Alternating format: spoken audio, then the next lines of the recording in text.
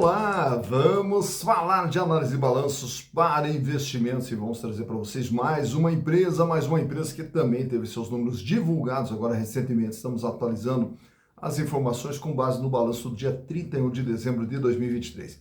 Estamos falando aqui da Eternit SA. Eternit, que é uma empresa que deu a volta por cima, uma empresa que praticamente quebrou, entrou em processo de recuperação judicial, veio numa ascendência gigantesca, depois despencou e agora vem renascendo aí das cinzas a Eternit SA. E a Eternit foi uma empresa solicitada aqui para os nossos inscritos pelo meu amigo Pablo Cortes. Ô Pablo, que bom ter você conosco. Muito obrigado pela participação, muito obrigado pela sugestão. Demorou um pouquinho, mas chegou a análise da Eternit, bem como também quem sugeriu, RS Kids. Que bom também ter você conosco. Muito obrigado pela participação, muito obrigado pela sugestão. E caso vocês também queiram outras empresas, é muito fácil, basta entrar aqui, ó. Canal Silas de Grafim, manda sua sugestão, aproveita e faça a inscrição, dá o like e venha junto conosco construir e repartir conhecimentos. Sobre a Eternit, que eu falei para vocês em toda essa turbulência, só para você ter uma noção, a Eternit líder nacional aqui no sistema de coberturas, né, e caixas d'água também que produziam, etc. Foi uma empresa que foi sempre referência no setor da construção civil. Tá? E a Eternit, ela tem a sua história começando lá em 1940, quando é criada na cidade de Osasco para justamente produzir telhas de fibrocimento e também daí na sequência de amianto. Já nesse crescimento ali na década de 40, ela já abre o seu capital. Também uma das primeiras empresas brasileiras a abrir seu capital, isso lá em 1948. E a partir dali, aí ela começa todo um processo de expansão e a ideia da empresa o que era? Era criar justamente unidades de produção em pontos estratégicos para poder atender a todo o território nacional. Tanto que, em 1949, inaugura já uma fábrica no Rio de Janeiro. Além de ter a fábrica em São Paulo, passa a ter também no Rio de Janeiro. Em 1967, abre uma outra unidade na Bahia. Em 1971, abre uma em Goiás. Em 1975, abre uma na cidade de Colombo, município vizinho a Curitiba, no estado do Paraná. E aí ela vem nesse crescimento todo. Em 1997, aí adquire a Sama Mineradora, que era justamente fazer a mineração para a exploração da crisotila, matéria-prima essa usada no processo de produção e naturalmente do amianto, né? E aí o que acontece? Já em 2003, nesse processo todo, a Eternit agora ela era comandada por um grupo francês, o grupo Saint-Gobain.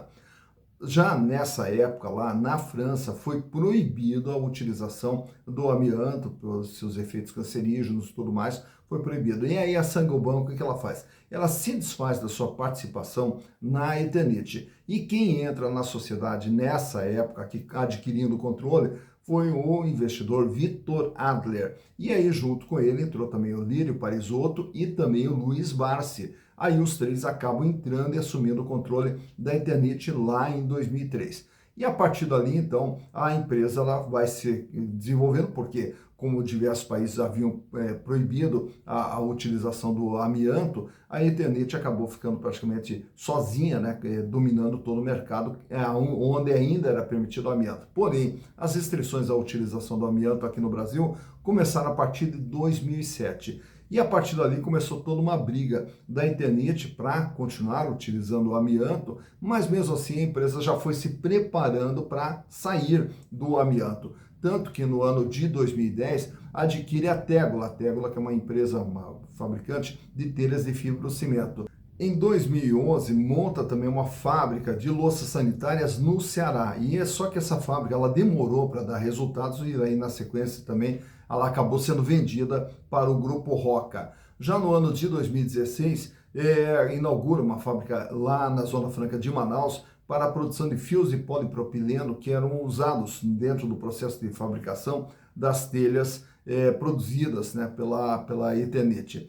Só que daí nesses investimentos que foram tardios, e aí naturalmente que todos os investimentos eles demoram para dar um retorno, e foi justamente no momento em que a venda de telhas de amianto vinham caindo, a empresa acabou ficando numa situação financeira bastante delicada, tanto que em 2018, sem alternativas, teve que entrar com um processo de recuperação judicial. Nesse processo de recuperação judicial, passou por uma total reestruturação, redefiniu seus caminhos e aí já começou a investir também em outros segmentos ali que pudesse ter uma possibilidade de crescimento maior, como foi o caso do projeto das telhas fotovoltaicas. Tá? E agora, mais recentemente, em julho de 2022, adquire mais uma empresa que é a Confibra, também uma outra fabricante de telhas de fibrocimento.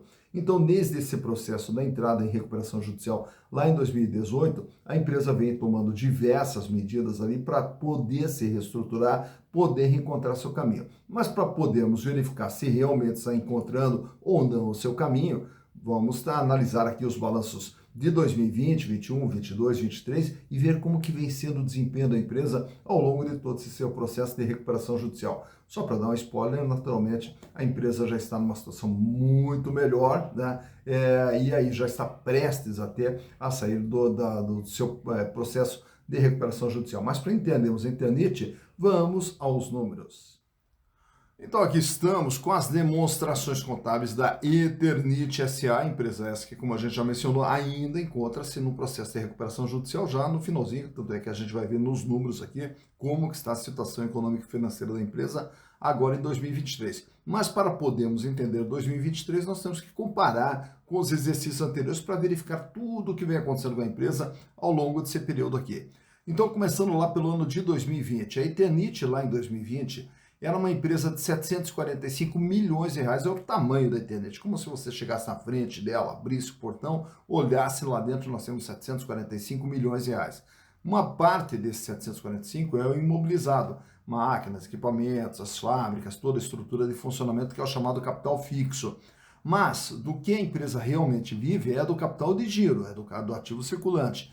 E esse ativo circulante lá em 2020 totalizava 486 milhões de reais, equivalente a 65,2% de tudo aquilo que tinha dentro do patrimônio da empresa. Nesse ano, a Eternit fechou com 81 milhões de reais em dinheiro, caixa, banco, aplicação, 89 milhões em contas a receber, 73 milhões eram os estoques da Eternit lá em 2020, e os outros créditos aqui, a maior parte desses valores aqui são tributos a recuperar e outros valores a receber que não sejam decorrentes de clientes de vendas de produto. Já para 2020, a Eternit salta de 745 milhões para 1 bilhão e 11. Agora é o tamanho da empresa, 1 bilhão e 11. E a gente observa aqui que a empresa volta a fazer investimentos, tanto é que já chega a 240 milhões de imobilizado. E o capital de giro também sobe, indo para 740 milhões de reais. A posição de caixa lá em 2021, 218 milhões. Então ela aumenta muito a posição de caixa de 81 para 218. Aumenta também a conta a receber para 153 milhões, aumenta também os estoques que agora fecham em 185 milhões de reais. Chegando aí em 2022, a Eternit agora de 1 bilhão 222 milhões. Continua seus investimentos em máquinas, equipamentos, instalações para aumentar a sua produção, o imobilizado pulando agora para 355 milhões. Já o capital de giro, com isso, ele acaba diminuindo um pouquinho, 715 milhões, diminuindo o volume de dinheiro em caixa para 112 milhões, em função desses investimentos feitos. Porém, temos aqui um aumento no contas a receber que vai para 227 milhões e aumento nos estoques que agora fecham em 209 milhões de reais.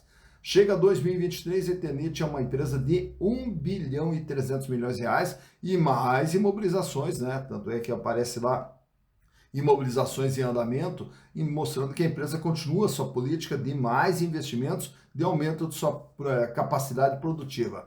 Esses investimentos todos, naturalmente, que eles acabam consumindo capital de giro e o capital de giro cai para 568 milhões e nesse ano fecha com apenas 16 milhões de reais em dinheiro, caixa, banco, aplicação. 179 milhões o contas a receber e 168 milhões os estoques. Então essa redução de capital de giro, ela é utilizada aqui para aumento das imobilizações, mas a gente vai ver também o quanto desse capital de giro foi também utilizado para pagamento de dívidas, que é o que a gente vai ver nesse quadro agora, na parte do balanço, que é o passivo, né? E o passivo, ele é dividido aqui em passivo circulante, dívidas de curto prazo, passivo não circulante, dívidas de longo prazo, e temos aqui o total do endividamento de 530 milhões. Então vejo que lá em 2020, a dívida da Eternit de um patrimônio de 745, ela devia 530 milhões, 71,1%.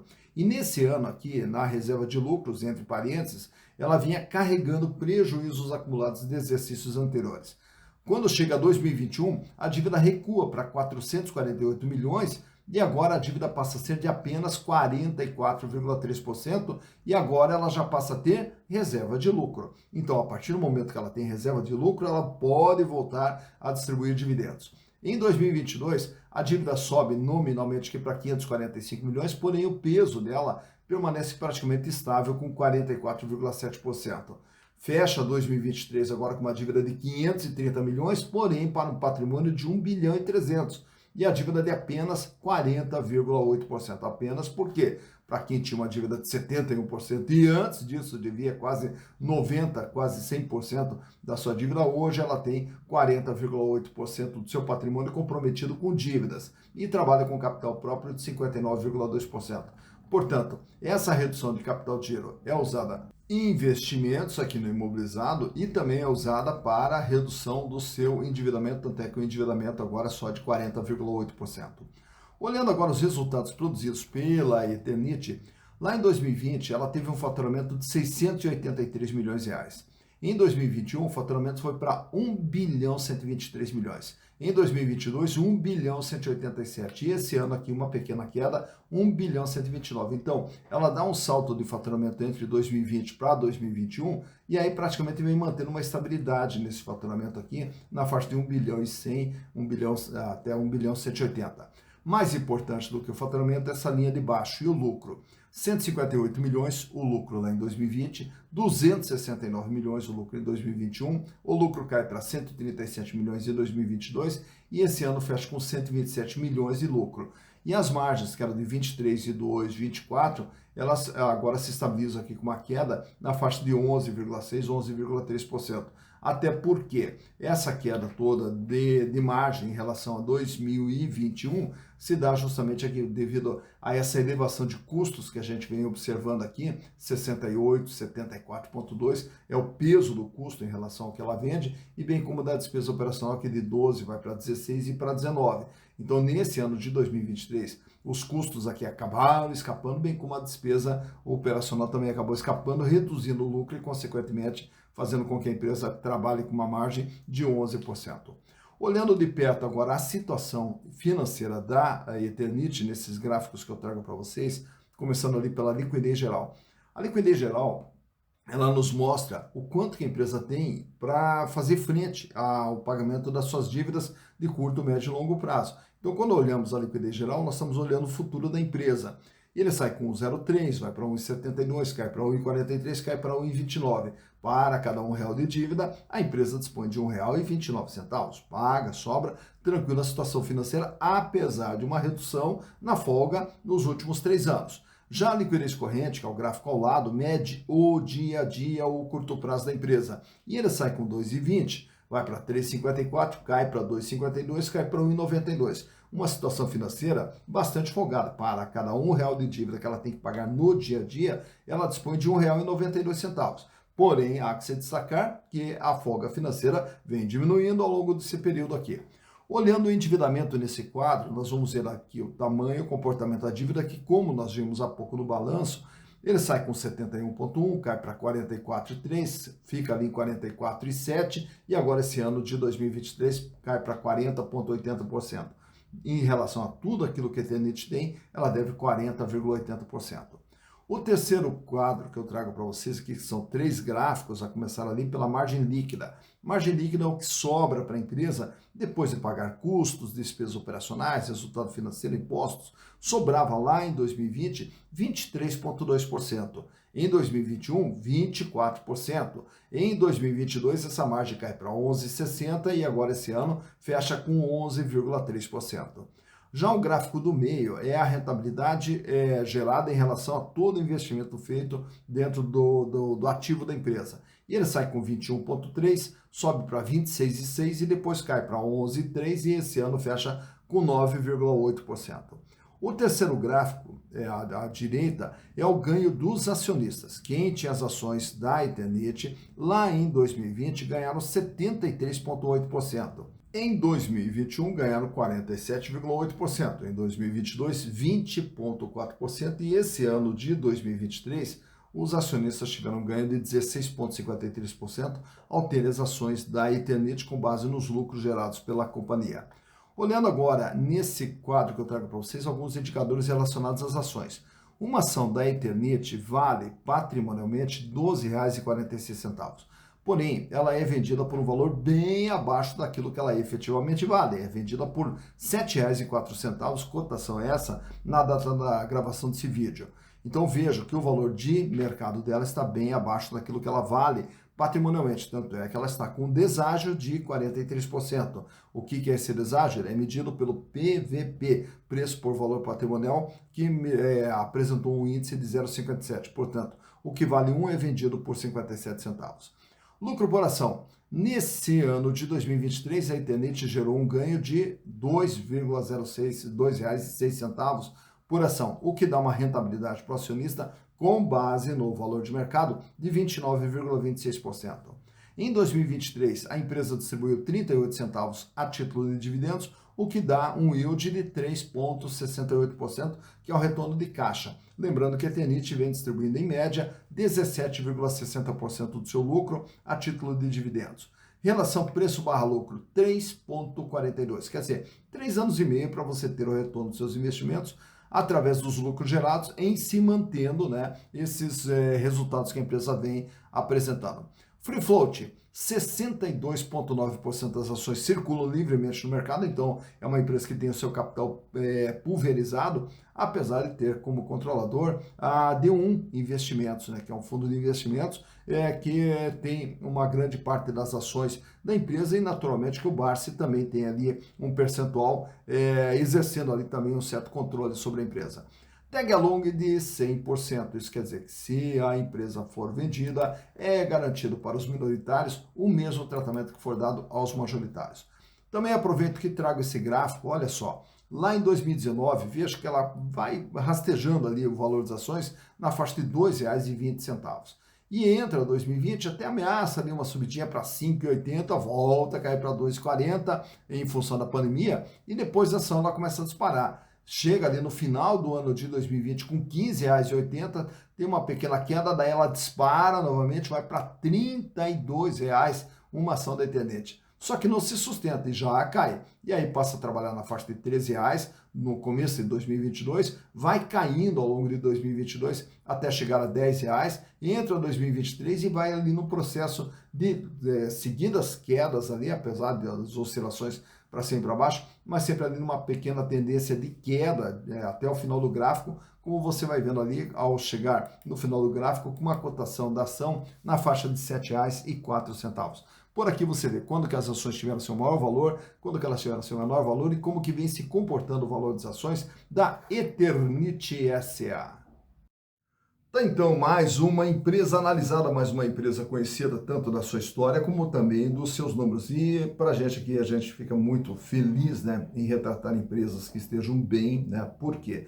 Porque todas as empresas brasileiras, o que a gente quer? Que elas estejam bem, que elas estejam gerando emprego, gerando renda, gerando desenvolvimento, enfim, que elas possam continuar crescendo e ao crescer vão gerar oportunidades de desenvolvimento, né? Não só para toda a nossa sociedade, mas também nessa geração de renda e para quem investe em ações também poder investir em ações, ver a empresa crescer e ter o seu patrimônio também aumentado. Então a gente fica aqui na torcida. E também a Eternit, ela acaba sendo aí uma lição de que nem todas as empresas que entram no processo de recuperação judicial dificilmente saem. Tudo depende de gestão. Tudo depende de ter um planejamento adequado, um planejamento correto e uma boa gestão na execução desse seu planejamento para justamente a empresa poder se desenvolver. Claro que nós temos fatores de mercado, temos uma série de fatores que também interferem, mas porém, se a empresa tiver uma boa gestão, ela consegue contornar, né, consegue se adaptar ou reagir, né, a todos